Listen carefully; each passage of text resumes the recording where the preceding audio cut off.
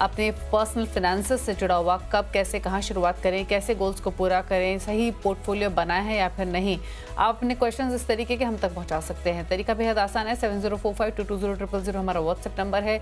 yourmoney@nw18.com हमारी email ID है। Facebook Twitter पर जाकर ये शो आप लाइव भी देख सकते हैं और अपने क्वेश्चन पोस्ट भी कर सकते हैं #AskAwaz लिखकर।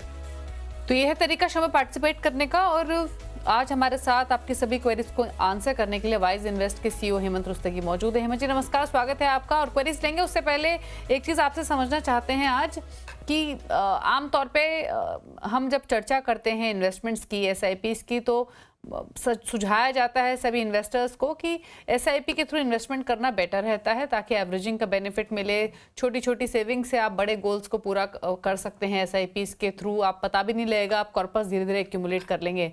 लेकिन अगर आप इन्हीं एसआईपीस को अच्छे फंड्स में ना इन्वेस्ट करें या फिर सही तरीके से इन्वेस्ट ना करें तो फिर ये आपके लिए नुकसान का सबब भी बन सकता है। तो ऐसे में अपनी एसआईपीस को और इफेक्टिव बनाने के लिए क्या करना चाहिए इन्वेस्टर्स को, किन बातों का ख्याल रखना चाहिए, बताइए।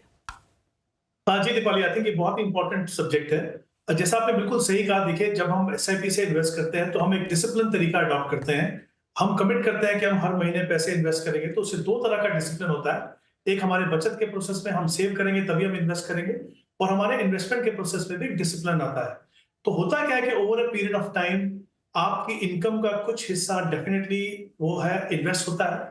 दूसरी बात, जब आप इक्विटी जैसी एसेट क्लास में आप इन्वेस्ट करते हो जहां पे वॉलेटिलिटी होती है शॉर्ट टर्म और मीडियम टर्म में, उसको टैकल करने का सबसे अच्छा तरीका वही है कि एक मुश्त रकम इन्वेस्ट करने की बजाय अगर आप सिस्टमैटिकली इन्वेस्ट करें तो क्या होगा, क्योंकि आप डिफरेंट डेट्स पे विद इन अ मंथ आप इन्वेस्ट करते हैं, तो आपको अलग अलग तरह के एनएवी में आपका पैसा लगता है, तो आपकी जो एवरेजिंग कॉस्ट है ओवर ए लॉन्गर पीरियड वो जो है वो कम हो जाती है।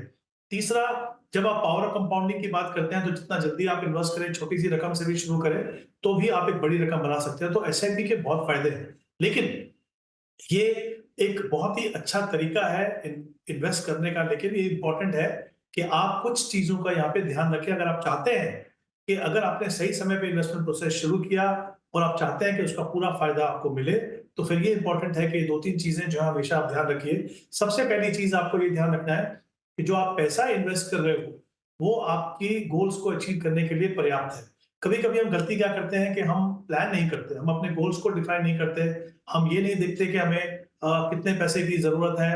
हम उसको जो है अपनी शुरुआत कर देते हैं, तो या तो हम कम इन्वेस्ट करते हैं या ज्यादा करते हैं। जब ज्यादा करते हैं, प्रेशर आता है, तो एसआईपी को रोक देते हैं।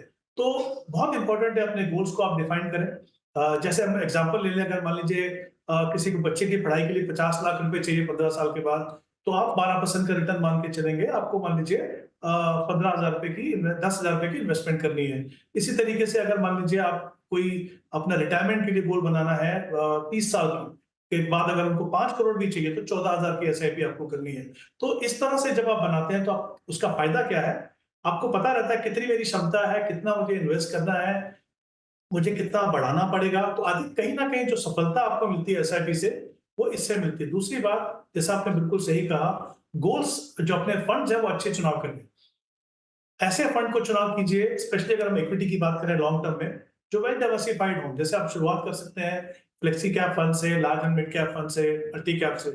थोड़े समय के बाद आप चाहें तो मिड और स्मॉल भी ऐड कर सकते हैं। लेकिन बहुत ज्यादा एक्सोटिक फंड, बहुत ज्यादा एग्रेसिव फंड अपने पोर्टफोलियो में मत रखिए, क्योंकि लॉन्ग टर्म में आपको उसकी मॉनिटरिंग करने में प्रॉब्लम होगी। तो ये दो चीजें बहुत ही इंपॉर्टेंट है। तीसरी चीज जो है आपको देखना है कि बहुत ज्यादा फंड आपके पोर्टफोलियो में ना हो। कभी कभी हम क्या करते हैं, 10,000 की एसआईपी कर रहे हैं, 10 फंड ले लिए। ओवर डाइवर्सिफाइड पोर्टफोलियो आपको नुकसान ही करेगा, आपको फायदा नहीं करेगा। मॉनिटरिंग करना मुश्किल है। साथ ही जो फंड अच्छा नहीं कर रहे वो भी आपके पोर्टफोलियो में रहेंगे, आपकी ओवरऑल रिटर्न को वो नीचे लेके आते हैं। तो ये बहुत आपको ध्यान रखना है कि म्यूचुअल फंड खुद से एक डाइवर्सिफाइड वर्कल है, वहां पे बहुत ज्यादा ओवरलैप करके मत रखिए, क्योंकि उससे आपको नुकसान हो सकता है। तीसरी सबसे इंपॉर्टेंट चीज ये है कि आप स्टेप अप एसआईपी कीजिए। जैसा मैंने शुरुआत में कहा, ये आपके सेविंग और इन्वेस्टमेंट प्रोसेस दोनों में डिसिप्लिन लाता है। वैसे जैसे जैसे आपकी इनकम बढ़े, उसका कुछ हिस्सा जो है वो आपकी इन्वेस्टमेंट में आना चाहिए, और ये आपके लिए बहुत ही फायदेमंद साबित हो सकता है। अगर हम एक एग्जांपल देखें कि मान लीजिए आप 20 साल के लिए इन्वेस्ट कर रहे हैं, 10,000 रुपए अगर आप इन्वेस्ट करते हैं, तो आपको 1 करोड़ का कॉर्पस बन सकता है 12% के हिसाब से। लेकिन यही पैसा अगर आप हर साल 10% से बढ़ा दें तो आपका कॉर्पस डबल होगा, यानी 2 करोड़ मिलेगा। तो जैसा हम देख सकते हैं, डिसिप्लिन के साथ-साथ एक बड़ी रकम आप अपने पोर्टफोलियो से बना पाएँगे। तो ये 2-3 चीज़ें हैं, आसान हैं, थोड़ा डिसिप्लिन की ज़रूरत है, इनको आप फॉलो कीजिए। सही मायने में एसआईपी और सही मायने में जिस एसेट क्लास में आप निवेश कर रहे हो, उसका पूरा फ़ायदा आपको मिलेगा अगर आप ये कुछ बेसिक चीज़ें हैं, उनके ऊपर अपना ध्यान रखें। ओके, चलिए, तो आपको इम्पोर्टेंट बातें बताई हैं हेमंत जी ने, उनको लागू कीजिए अपनी इन्वेस्टमेंट स्ट्रैटेजी में। डाइवर्सिफिकेशन हो, नियमित तौर पर निवेश करना हो, बहुत ज़्यादा फंड्स ना रखना हो, ये बहुत इंपॉर्टेंट बातें हैं अपनी इन्वेस्टमेंट को इफेक्टिव बनाने के लिए। चलिए, सवाल जवाब के सिलसिले को शुरू करते हैं। हमारे साथ दीपक मित्तल नोएडा से फ़ोन लाइन पर मौजूद हैं सवाल पूछने के लिए। दीपक जी नमस्कार, बताइए क्या सवाल है आपका? हाँ जी मैम, गुड इवनिंग। मैम, मेरा क्वेश्चन ये है कि मेरे पास लगभग 20 से 25 लाख का एक कॉर्पस है, तो मैं धीरे धीरे उसको इक्विटी मार्केट में इन्वेस्ट करना ओके। चाहता हूँ। धीरे धीरे इन द सेंस कि मतलब मैं जानना चाहता हूँ कि अगर मुझे इक्विटी म्यूचुअल फंड में उनको इन्वेस्ट करना है तो किस तरह से मैं अपना पोर्टफोलियो बनाऊं और इन्वेस्टमेंट की टाइमिंग किस तरह से रखूं। मेरा जो होरिजोन है लगभग 7 से 8 साल या 10 साल भी है। मेरी उम्र अभी 38 साल है। तो मतलब मुझे ये जानना है कि वो जो अभी मेरे पास कॉर्पस है उसको किस ओके। तरह से मैं मार्केट में म्यूचुअल फंड्स के थ्रू करूं, और जो रिस्क एपिटाइट है इट्स काइंड ऑफ मीडियम, बहुत ज्यादा भी नहीं लेना चाहता और बहुत मतलब नॉर्मल फंड्स में भी नहीं, थोड़ा सा रिस्क एपिटाइट मीडियम रखना चाहता हूँ।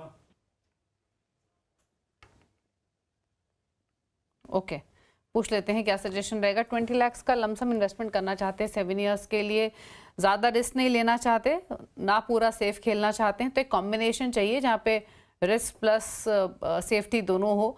क्या सजेशन रहेगा इनके लिए? जी Deepali, I think 2 important aspect हैं। जैसा इन्होंने कहा कि इनके पास एक लमसम पैसा है 20 लाख इन्वेस्ट करने के लिए। समय इनके पास 7 साल का है और साथ में इन्होंने ये भी कहा कि वो बहुत ज़्यादा रिस्क नहीं लेना चाहते। ऑफ कोर्स जब आप म्यूचुअल फंड में इन्वेस्ट करते हो, क्योंकि वो मार्केट लिंक प्रोडक्ट है, तो ऑब्वियसली कुछ अटेंडेंट रिस्क होते हैं उनके इन्वेस्ट करने के लिए, जो आपको ऑब्वियसली एज ए इन्वेस्टर बहुत ज़रूरी है कि आप उन रिस्क को समझें। तो ये 3 इंपॉर्टेंट एस्पेक्ट का ध्यान रखना है। और जहाँ तक मुझे लग रहा है, जो मेरी समझ है, मुझे इनकी बातों से लगा, मुझे लग रहा है कि शायद ये इनकी शायद फर्स्ट टाइम इन्वेस्टमेंट है या वन ऑफ इन्वेस्टमेंट है। तो दोनों इन 3-4 चीजों को ध्यान में रखे अगर हम देखें, तो मुझे लगता है एक ऐसा पोर्टफोलियो बनना चाहिए जिसमें एक मिक्स हो। उसमें हाइब्रिड फंड भी हो और उसमें इक्विटी फंड भी हो, और इक्विटी में भी वो फंड हो जहाँ पे ज्यादा पैसा जो है वो लार्ज कैप में हो और कुछ हिस्सा जो है ऑब्वियसली मिड कैप में हो। इस तरह का जो कॉम्बिनेशन बनाने का सबसे अच्छा तरीका ये है कि आप एक बैलेंस एडवांटेज फंड होते हैं जिसमें इक्विटी में रिस्ट्रिक्टेड एक्सपोजर रहता है और मार्केट लेवल के हिसाब से वो ऊपर या नीचे जाता है। दूसरा होता है एक एग्रेसिव हाइब्रिड फंड, जहां पे 65% पैसा इक्विटी में और बाकी जो पैसा डेट में आता है। और तीसरा कैटेगरी होगी लार्ज एंड मिड, जहां पे मिनिमम 35% दोनों सेगमेंट में होगा और बाकी जो पैसा है 30% वो फंड मैनेजर की डिस्क्रिप्शन है वो कहां पे लगाएंगे। तो इन 3 कैटेगरी के मैं 3 फंड आपको बताता हूं। जैसे ICICI Pru equity and debt, वो एग्रेसिव हाइब्रिड में। कोटक बैलेंस एडवांटेज, जो जैसा कि नाम से पता चलता है एक बैलेंस एडवांटेज फंड है। और तीसरा HDFC large and mid cap. ये आप 3 फंड देखें जो हाइब्रिड फंड है दोनों, उनमें 7-7 लाख रुपए लगाइए अगर आपके पास 20 लाख रुपए है तो, और जो इक्विटी फंड है उसमें 6 लाख लगाइए। अब इंपॉर्टेंट सवाल ये है कि इसको निवेश कैसे किया जाए, क्योंकि ये बड़ा रकम है और एक ही वन ऑफ इन्वेस्टमेंट आप कर रहे हो, तो पूरा पैसा एक साथ मत लगाइए। इसको मिक्स कीजिए आप, कुछ पैसा आप लगाइए लमसम और बाकी जो पैसा है वो सिस्टमैटिक प्लान के थ्रू नेक्स्ट 6 महीने में इन्वेस्ट कीजिए। उसका फायदा ये होगा कि अगर बीच में मार्केट में बड़ी गिरावट आती है तो आपके पास मौका होगा कि आप उस लेवल का फायदा उठा के उस पैसे को आप लिक्विड फंड से इक्विटी फंड या हाइब्रिड फंड में स्विच कर सकते हो। तो एज ए कॉम्बिनेशन बनाइए लमसम और एसटीपी के द्वारा, और ये 3 फंड है, मुझे लगता है आपके रिस्क प्रोफाइल और आपके टाइम होराइजन के हिसाब से वो सही रहेंगे, आपके आई थिंक सूटेबल है आपकी रिक्वायरमेंट के हिसाब से। चलिए, तो सलाह आपको दी गई है, फंड्स भी आपको सजेस्ट किए गए हैं जैसे आपको इन्वेस्ट करना है। बात करते हैं अगले कॉलर से, और सवाल पूछने के लिए दिनेश हमारे साथ हैं। दिनेश वर्मा मुंबई से। दिनेश जी नमस्कार, बताइए क्या क्वेश्चन है आपका?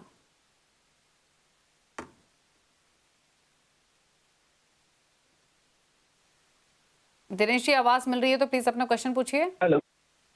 हाँ सर, मेरा क्वेश्चन है, मेरी एज अब 44 है एंड इन्वेस्टमेंट एंड अभी मेरे पास जी। म्यूचुअल फंड में जो पोर्टफोलियो है वो 25 लाख का है एंड 8 लाख करीब में मेरे शेयर्स है कंपनीज के हैं एंड मेरा पीएफ में मंथली 27,000 रुपीज का मंथली कंट्रीब्यूशन जाता है मेरे तरफ से and I am looking for and NPS में भी अप्रोक्सीमेटली 20,000 का मंथली कंट्रीब्यूशन जाता है।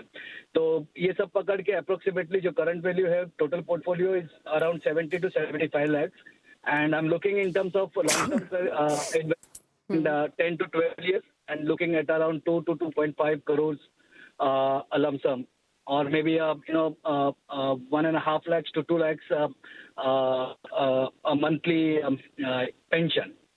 So how to increase my SIP in the mutual fund, more to concentrate or on mutual fund or to the shares. Medium risk taker is there, or maybe a 30% in the high risk category I can invest. Okay okay, तो हेमंत जी आपने इनका पूरा question सुना। 30,000 की SIP है, 75 lakh portfolio की value है, 10 to 2 years का होराइजन है, फंड्स के नेम भी इन्होंने बताए। इसके अलावा एनपीएस पीएफ दोनों में इनका इन्वेस्टमेंट है।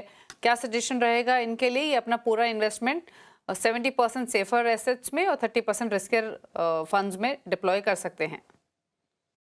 हाँ जी दीपाली, आई थिंक इनका अगर हम पोर्टफोलियो देखें तो बहुत ही अच्छा पोर्टफोलियो इन्होंने बनाया है इन टर्म्स ऑफ एटलीस्ट अगर मैं एसेट एलोकेशन की बात करूं। इन्होंने कहा कि 35,000 की इनकी एसआईपी है जो मेनली जो आई थिंक इक्विटी फंड में है और उसके अलावा एनपीएस में 16,000 वो इन्वेस्ट कर रहे हैं और जो पीएफ में जो पैसा जा रहा है उनका 25,000 जा रहा है। तो आई थिंक एक अच्छा कॉम्बिनेशन एनपीएस इक्विटी फंड्स और पीएफ का है। इनका जो टारगेट है उन्होंने कहा 2 से 2.5 करोड़ का टारगेट है और 12 साल का इनके पास समय है। तो देखिए दो चीजें हैं, एक तो उन्होंने कहा कि ओवरऑल इनका जो पोर्टफोलियो है वो 75 लाख का है अभी जो करंट वैल्यू है।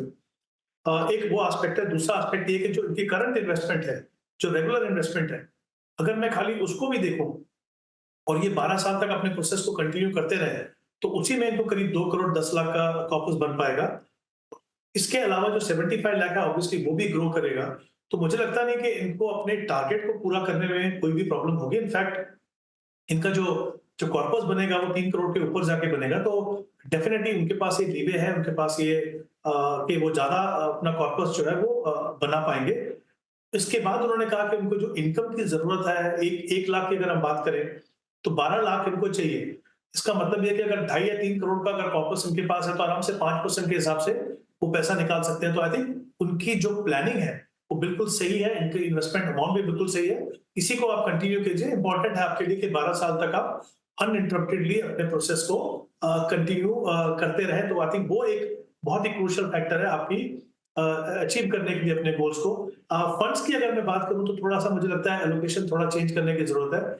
जैसे इनके पास जो ईएलएसएस फंड है एबीएसएल का उससे बेटर फंड्स है। अगर मैं एक एग्जांपल लेना चाहूं तो Motilal Oswal ELSS I think एक बेटर ऑप्शन रहेगी। एक तो आप वो बदलाव कीजिए। दूसरी बात 3 फ्लेक्सी कैप फंड है आपके पास, एक लार्ज कैप फंड है।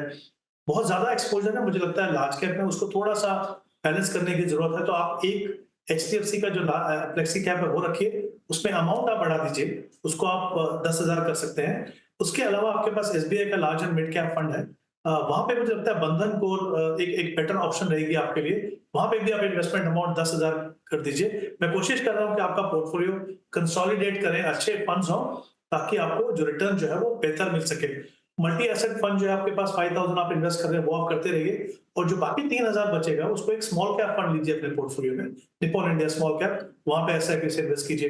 तो हमने कोशिश की है पोर्टफोलियो को कंसोलिडेट करें, आपकी जो एलोकेशन है डिफरेंट मार्केट सेगमेंट में वो रहे, तो वैसे ही आप अपना टारगेट पूरा करेंगे। बट आई थिंक कुछ बदलाव करेंगे तो आपको रिटर्न जो है यहाँ से बेहतर मिल सकता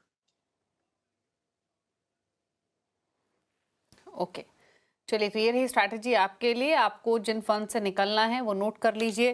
कैनरा बुक, flexi cap, Aditya Birla ELSS tax saver, SBI large mid cap से एग्जिट करने की सलाह है। वहीं HDFC flexi cap, Bandhan core equity, Motilal Oswal ELSS, ICICI Pru multi cap, Nippon India small cap, इन फंड्स में आप पैसे डालिए। कितना किस फंड में डालना है वो डिटेल्स भी आपके सामने है। 10,000 ईच फ्लेक्सी कैप एचडीएफसी और बंधन कोर इक्विटी में, बाकी में आप 7,000 ईच डालिए मोतीलाल ओसवाल एएलएसएस पे, ICICI Pru multi cap, Nippon India small cap में। 5,000 और 3,000 ईच डाल सकते हैं। बात करते हैं अब अगले कॉलर से। अमित कुमार उत्तर प्रदेश से हमारे साथ कनेक्टेड है। अमित जी नमस्कार, बताइए क्या सवाल है आपका? जी मैम नमस्कार। मैम जी मैं कुछ साथियों से बात किया था, कुछ फंड में चेंजिंग किया हूँ, तो क्या मैम कुछ ठीक लग रहा है कि नहीं? जैसे SBI कॉन्ट्रा फंड 3,000 है, SBI small cap 4,000, SBI index 150 2500 और कंजप्शन में 40,000 लमसम किया हूँ। क्वांटम मिड कैप में 2,000, ICICI prudential 1,000, okay, Kotak equity opportunity okay. 1,000 और कौन सा कंपनी, एक मिनट में, एक निकॉन इंडिया इस्तेमाल कैप है 1,000, पारस्परिक फ्लेक्सी कैप में 1,000। इसी के बारे में जानकारी लेना है, कुछ चेंजिंग और करना है तो फिर एडवांस करेंगे। ठीक है, ठीक है, पूछ लेते हैं। फंड्स तो इन्होंने बताए हेमंत जी, काफी सारे फंड्स हैं इनके पास। 7 म्यूचुअल फंड्स हैं जहां पर SIP चल रही हैं और इसके अलावा लमसम इन्वेस्टमेंट भी की हुई है इन्होंने 2 फंड्स में। 2 करोड़ का टारगेट 20 इयर्स में, फिलहाल 14,500 की SIP और 4.5 लाख पोर्टफोलियो की वैल्यू। बताइए इनके लिए सजेशंस। दीपाली, आई थिंक जहां तक अमित का जो पोर्टफोलियो में 14,500 की SIP कर रहे हैं, 9 फंड्स हैं इनके पास। ऑब्वियसली फंड जरूरत से ज्यादा है। हमने शुरुआत में भी बात की थी कि अपने पोर्टफोलियो में बहुत ज्यादा फंड मत रखिए, ओवर डाइवर्सिफिकेशन से आपको नुकसान होता है। तो एक तो ये एस्पेक्ट इनको देखने की जरूरत है, बट उससे पहले देखते हैं इनका टारगेट पूरा होगा कि नहीं। 20 साल का समय इनके पास, 2 करोड़ का टारगेट है। अगर ये अपनी इन्वेस्टमेंट कंटिन्यू करता है तो करीब करीब 1 करोड़ 80 लाख का कॉर्पस बना पाएंगे। बट यहाँ पे मैंने जो एज्यूम रेट ऑफ रिटर्न वो 12% लिया है। ये पॉसिबिलिटी है कि जब आप 20 साल के लिए इन्वेस्ट करें तो इससे बेटर आपको रिटर्न मिले। तो मुझे लगता है कि शायद ये अपना गोल जो है वो पूरा कर पाएंगे। शुरुआत में जैसे मैंने कहा कि 9 फंड्स हैं इनके पास। डेफिनेटली पोर्टफोलियो में कंसोलिडेशन की जरूरत है, लेकिन अच्छी बात ये है कि इनके पास अच्छे फंड्स हैं। तो आई थिंक जब आपके पास अच्छे फंड्स हो तो पोर्टफोलियो में कंसोलिडेशन करना थोड़ा सा आसान हो जाता है। तो उसमें से मैं चाहूंगा कि जैसे इन्होंने कहा SBI कॉन्ट्रा फंड है, उसमें 3,000 इन्वेस्ट कर रहे हैं, उसमें आप कंटिन्यू करते रहिए। उसके अलावा कोटक इक्विटी अपॉर्चुनिटी रखिए आप, या आपके एग्जिस्टिंग फंड्स ही हैं, इसमें आप इन्वेस्टमेंट अमाउंट बढ़ा के 3,000 कर दीजिए। उसके अलावा फिर आप निपॉन इंडिया स्मॉल कैप, वहां पे अमाउंट 1,000 आपका 2,000 कर दीजिए।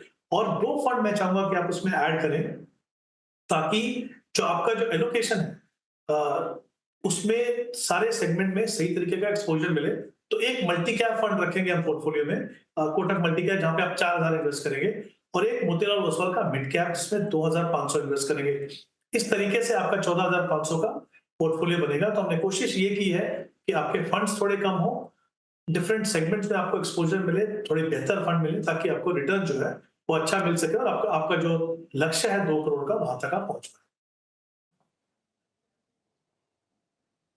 ओके, चलिए, तो स्ट्रैटेजी आपको बताई गई है, अकॉर्डिंगली आप चेंजेस कीजिए। कुछ फंड्स हैं जिनसे निकलने की सलाह है, कुछ फंड्स हैं जिन पर आप निवेश कर सकते हैं। चलिए, रुक रहे हैं इसी के साथ एक ब्रेक के लिए। हम दोस्तों के हमारे साथ बने हुए, लौटेंगे तो कुछ और क्वेश्चंस को लेंगे शो में। जल्द वापस आते हैं।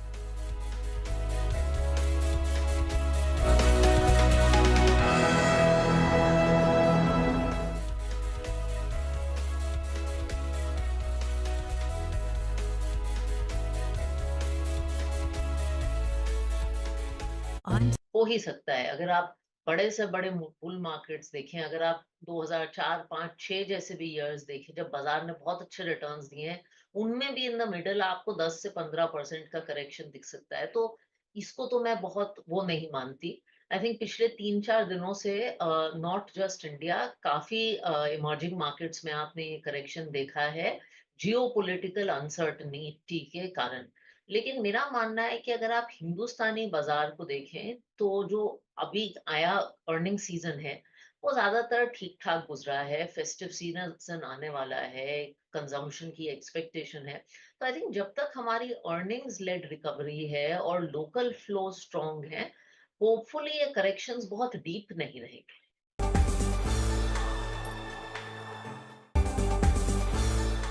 इंडिया का पिछले 3 साल में जो हमने देखा है, 2022, 2023 और इस साल भी, तो देखिए क्लियरली 2 तरीके का फ्लो है। एक तो जो बास्केट होता है, global emerging market, global equity. तो आप समझिए ग्लोबल इक्विटी फंड्स जो हैं उसमें तो औसतन इंडिया का एलोकेशन नहीं के बराबर या बहुत कम है। फिर आते हैं ग्लोबल इमर्जिंग मार्केट्स पे। तो पिछले 3 साल में डॉलर की स्ट्रेंथ, US का इंटरेस्ट रेट, और चाइना, रशिया, ताइवान जो भी चीज़ें हमने देखी, उसकी वजह से ग्लोबल इमर्जिंग मार्केट्स का जो एसेट क्लास है, उसमें आउटफ्लो था और हमारे यहाँ पे भी जो एफआई आउटफ्लो था, उसको आप एट्रीब्यूट कर सकते हैं ग्लोबल इमर्जिंग मार्केट्स के इस बास्केट को, क्योंकि फर्ज़ कीजिए ग्लोबल इमर्जिंग मार्केट्स के बास्केट में से अगर $100 निकलेगा, तो $10-15 इंडिया का भी निकलेगा। तो इमर्जिंग मार्केट बास्केट जो मुझे समझ में आता है।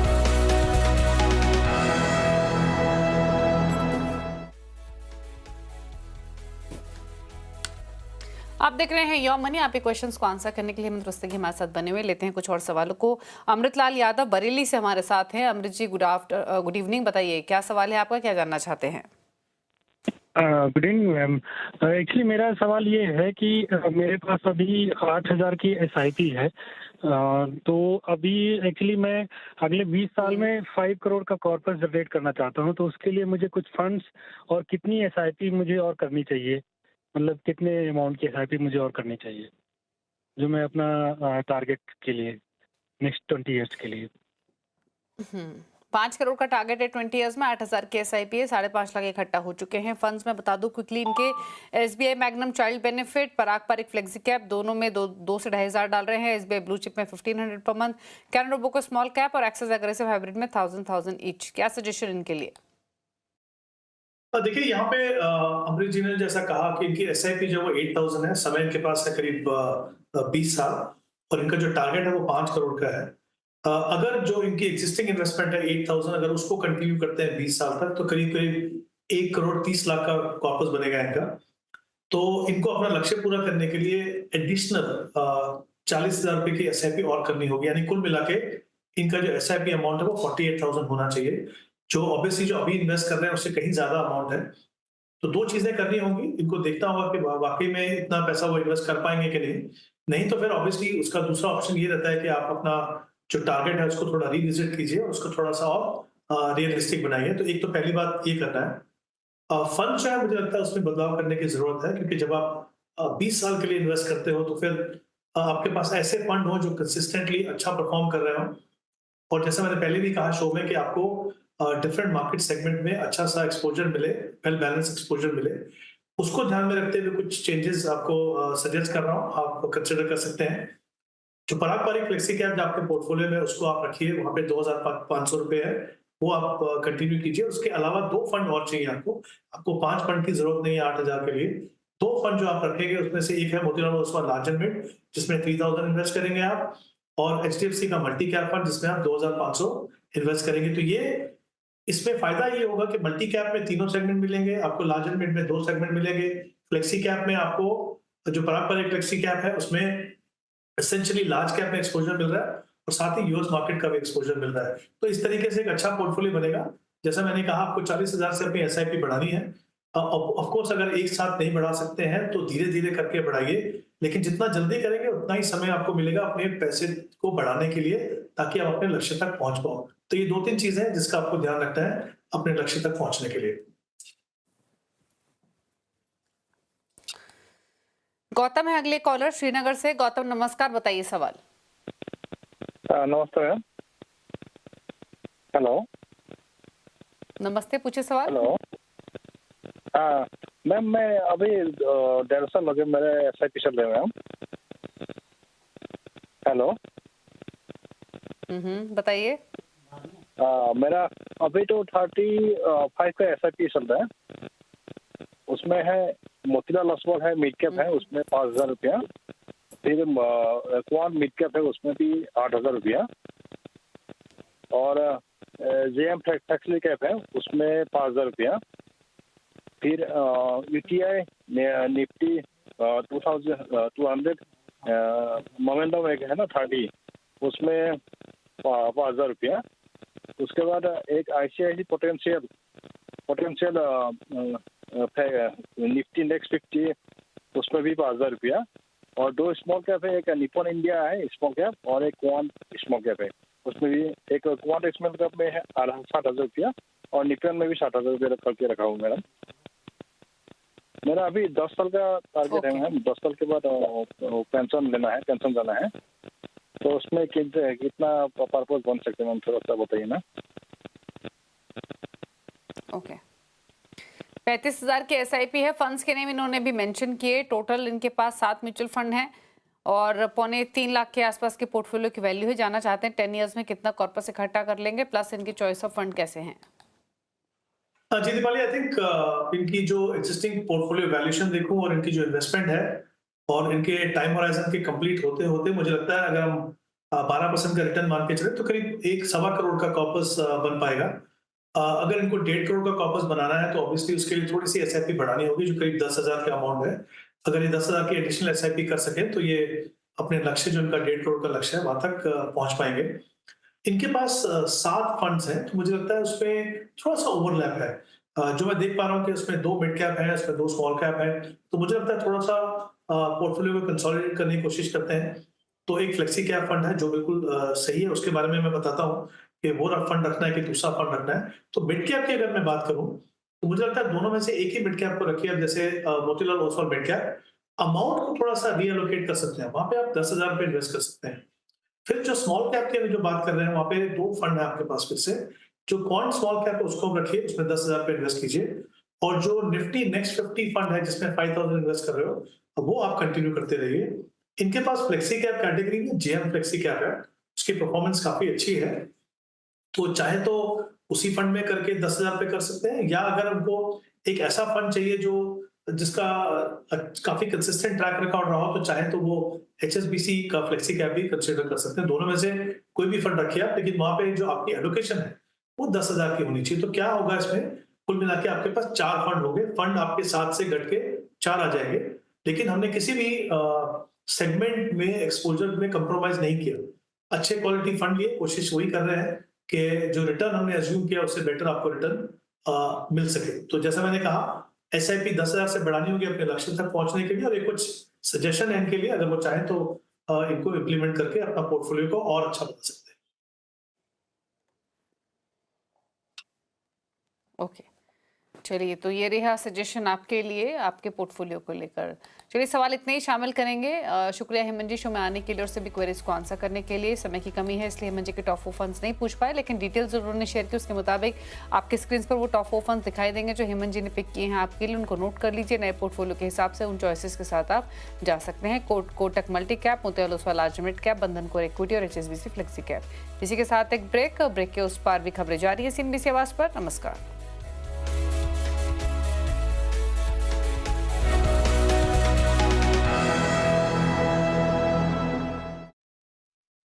था, और जो लोग खास करके डायरेक्टली इंडिया में डेलिबरेटली इंडिया में पैसा डालना चाहते हैं, वो तो पिछले 2-3 साल से फ्लो बढ़ता जा रहा है, बरकरार अगर आप $100 इंडिया में जो आता है उसको ब्रेकअप करें कि भाई dedicated India funds, non dedicated emerging market kind of funds, तो अभी भी 65% पैसा जो इंडिया में आता है वो इमर्जिंग मार्केट और इस तरीके के बास्केट के द्वारा आता है। और जो डायरेक्टली इंडिया डेडिकेटेड आता है वो अभी भी कम है इसके मुकाबले।